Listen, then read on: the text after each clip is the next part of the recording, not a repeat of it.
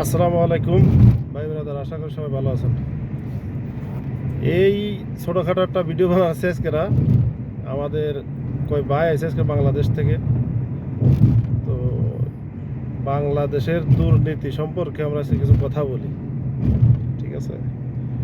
9 জন লোক এয়ারপোর্ট থেকে রিসিভ করলাম আমরা।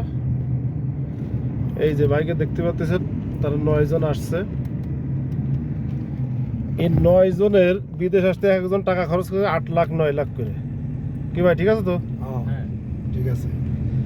তো আপনার নাম কি কোন? আমার নাম আদিল। আদিল ভাই, আপনার কত টাকা খরচ হয়েছে? আমার কাছ থেকে 8,20,000 টাকা নিয়েছে। 8 কথা লাখ। ছিল 6,80,000 সরকারি বিষয় দিব। সরকারি বিষয় দিব। আপনাদের বেতন কত বলেছে? আমার কত বলছিল 1300, তারপরে হইলো 1200 এগ্রিমেন্টে 1200 সই করে। 1200 সই করা। আচ্ছা, আপনাদের একটু জোরে কন, একটু জোরে বলেন কথা। 1200 আমাদের 1300 টাকা বেসিক বলছিল, এখন 1200 টাকা বলতেছে। আচ্ছা, আর তারপরে টাকা নিয়েছিল 8 লাখ টাকা কন্ট্রাক্ট ছিল, মানে 8 লাখ মনে করেন যে 50,000 টাকা দাবি করছিল, তার কমে দামে তাও 20-25,000 টাকা নিয়েছে। তাহলে আপনারা যে 9 জন আইছেন, 9 জনই সব একই রকমের বেতন, তাই তো? হ্যাঁ, হ্যাঁ, সেম টাকা দিয়ে আইছেন। এগুলো সত্য তো? হ্যাঁ, সত্য। আচ্ছা, এই বাইরা আসছে একটা কোম্পানিতে। তো আমি বুঝতে পারতেছি না আসলে জিনিসটা, যে 8 লক্ষ টাকা একটা বেচারা যদি বাংলাদেশ থেকে দিয়ে আসে সৌদি আরবে, তাদের বেতন হচ্ছে দেশের 1200 রিয়াল। তো এই 1200 রিয়ালে তারা এই 8 লক্ষ টাকা কত দিনে উঠবে? প্রথম প্রশ্ন আমার এটা। আর দ্বিতীয় প্রশ্ন হচ্ছে, যারা এই দুর্নীতির সাথে জড়িত, যারা এইগুলো করতেছে, এদের কি আদৌ কোনো বিচার হবে বাংলাদেশে? না এই দুর্নীতি সারা জীবন থাকবে? আর এই দুর্নীতিতেই এই যে প্রবাসীগুলো আসতেছে, তাদের ভিটা বাড়ি, অনেকের আছে জমি জাতি বেচে, বোর গহনা বেচে আসতেছে, অনেকের মা বাপের জমি বেচে আসতেছে। এই 8 লক্ষ টাকা দিয়ে সৌদি আরব আসতেছে, আসার পরে মনে করেন যে তারা কাজ করবে, মাসে 1200 টাকা বেতন। 1200 ইন্টু আপনি যদি গুণ দেন, তাহলে আপনার 36,000 টাকা আসে বেতন। 36 বর্তমান রেট হিসেবে 37,000 টাকা বেতন। এবার ইনাদের খাওয়া খরচ আছে মনে করেন যে 300 রিয়াল সর্বনিম্ন, মানে একবারে খারাপ খাইলেও 300 রিয়াল খাওয়া খরচ আছে, সর্বনিম্ন খরচ আর কি। আচ্ছা, নিজের একটা ব্যক্তিগত খরচ আছে, সেটাও না কম টম ধরে 100 টাকা ধরলাম, তো 400 টাকা চলে গেল, থাকলো কত? 800। তো এই 800 টাকার বেতনে ধরেন কাজ করবে, কাজ করে এরা কতদিনে এই টাকাগুলো উঠবে? আর আমাদের দেশের সরকার কেন এই প্রবাসীদের ক্ষেত্রে কেন তারা সোচ্চার হচ্ছে না? কেন এত সিন্ডিকেট? একটা লোক যদি ফ্রি ভিসায় আসে, সে যদি ভিসা কিনে নিয়ে আসে অন্য জায়গার থেকে, তাও মনে করে তার সর্বোচ্চ গেলেই 3.5 লাখ টাকা খরচ হয়। 3.5 লাখ 4 লাখ টাকা। যদি দালালে 50,000 টাকা খায়ও, যে ভিসা দিচ্ছে, সে আপন ভাই দিক আর অন্য কেউ দিক, তাও 4 লাখের উপরে খরচ হওয়ার কথা না।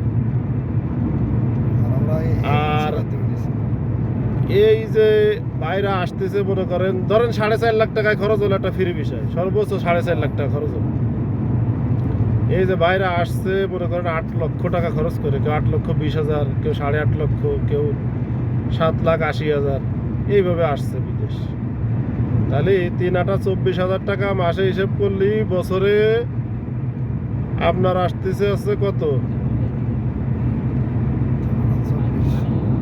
3 লাখ।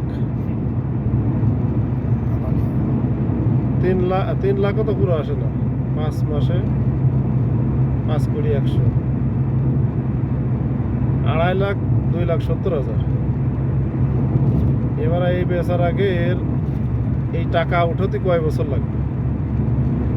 আর এই টাকা উঠানোর পরে এই বেচারা যে দেশে যাবে, সেটার পরিবেশ কি?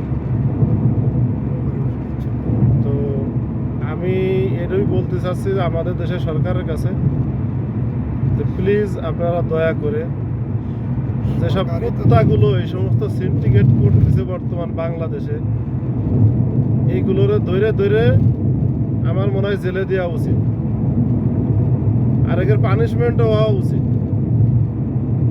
আপনারা কি করেন?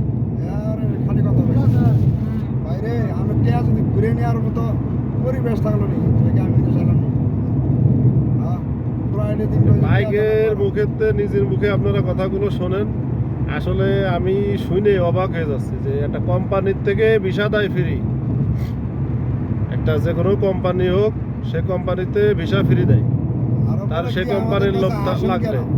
আমরা আমাদের কাছে আসেন কেন? আমরা কি আপনাদেরকে বুঝে বুঝে ভাই বেড়াবার যাই?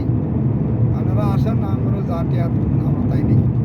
দেখছেন এম্বাসিগুলোর ট্রাভেলসগুলোর যে পরিবেশ পরিস্থিতি, এটা সরকারের নিশ্চয় আমার মনে হয় যে এগুলো নিয়ে তদন্ত করা উচিত এবং সিন্ডিকেট এগুলোর দমন করা উচিত। অফিসের সাথে কারণ এই দেশে যে কোনো বড় বড় কোম্পানি থাকুক না কেন, তারা ভিসা ফ্রি দেয়, অফিসের মতো ফিরিলে আবার অনেক কোম্পানি আছে টিকিট পর্যন্ত দেয়। কিন্তু আমাদের দেশের এই ট্রাভেলস আলারা, এই কুত্তারা মানে দেশটাকে ধ্বংস করে ফেলা যাচ্ছে। এই কুত্তারা আমাদের মানে প্রবাসীদের কাছে, যারাই প্রবাসে আসতেছে নতুন করে, তাদের কাছ থেকে এই পরিমাণ টাকা নিয়ে বাংলাদেশের দুর্নীতি করে বিদেশের বাড়ি তারা বসত বাড়ি করতেছে, তারা বিদেশের বাড়ি গাড়ি করতেছে, দেশের টাকা লুটপাট করে নিয়ে বিদেশের বাড়ি জমাচ্ছে। তো আমরা সবাই এই একটা জিনিসই বলতে চাচ্ছি যে এই সমস্ত দুর্নীতির বিরুদ্ধে, এই সমস্ত সিন্ডিকেটের বিরুদ্ধে সরকারের নিশ্চয়ই সোচ্চার হওয়া উচিত। আর আপনাকে কিছু বলার থাকলে বলতে পারেন ভাই। বাংলাদেশে ভাই এমনই পরিস্থিতি ভাই, যদি কারোর কাছে টাকা দেন ভাই, এই টাকাটা তো ভাই তুলবের যাবেন, আমার এই শক্তি নাই। কারণ যারা আমার কাছে টিয়া নিব তারা ওই রকম পাওয়ারফুল লোকেরা টিয়া নিব, টাকাটা তো তুলবে যাবেন, এই টাকা উদ্ধার করার মতো অবস্থা নেই বাংলাদেশে, এরকম অবস্থা। তাহলে আপনারা তো নিজের মুখে শুনতেছেন, সবকিছু প্রমাণ সহকারে দিলাম আমি। ভোট ছাড়া ঠিক আছে, এখানে আর চুল পরিমাণ কোনো মিথ্যা নাই এবং চুল পরিমাণ কোনো কাল্পনিক কোনো কথা না। ঠিক আছে, এই যে ভাইরা সাথে বসে রয়েছে তাদেরকে আমরা এয়ারপোর্ট থেকে রিসিভ করেছি আমি, আরও 4 জন আছে সামনের গাড়িতে। তো আমি আর কি একটা ভিডিও বানালাম এই কারণে যে বাইকের যে টাকা নেছে, এই টাকাটা নেওয়ার কথা শুনে আমার মাথা পুরো চক্কর বাইরে উঠেছে আসলে। যে একটা লোক 8 লক্ষ টাকা খরচ করে বিদেশ আসলেই সেই বেচারা কবে এই টাকাগুলো উঠবে? বাবা চালু কইয়া টাকা তো এরকম কামা করা আমার মেডিকেলটা করে এখানে টিয়া দাও, টিয়া নেওয়ার পরে গালি করে টিয়া দাও আর টাকা দাও, টাকা ছাড়া কিছু বোঝা না, টাকা দাও প্রায় তুমি এই ভাই টিয়া দিছি তো কয়টা দিছ, ওই কয়টা দিবি যাবা হ্যাঁ, মানুষ 8 লক্ষ 9 লক্ষ কয়টা দিবি যাইতে পারো না, টিয়া করে দেন, টিয়া তোমার পয়সা লাগিয়ে যাও, টিয়া করতে করে তাহলে আপনারা যারা এই ভিডিওগুলো দেখবেন তারা প্রচুর পরিমাণে শেয়ার করবেন। শুধু শেয়ার এই জন্য করতে বলতেছি যাতে সরকারের নজরে পড়ে এই কথাগুলো। ঠিক আছে, আসলে কি বলবো, আওয়ামী লীগ সরকার ক্ষমতায়, তারা যে পরিমাণে তাদের যারাই আছে তারা যেভাবে দুর্নীতি শুরু করেছে, ঠিক আছে, এই দুর্নীতি করলেই তো বাংলাদেশ ধ্বংস তো হয়ে গেছে, আরো হয়ে যাবে। তো এই জন্য আমি বলতেছি সরকারের কাছে বিনীতভাবে অনুরোধ করব যে আপনারা এই সমস্ত দুর্নীতি, এই সমস্ত চক্রান্ত, ঠিক আছে, এদের বিরুদ্ধে আপনারা দ্রুত যে কোনো পদক্ষেপ নেন। ওকে, আসসালামু আলাইকুম।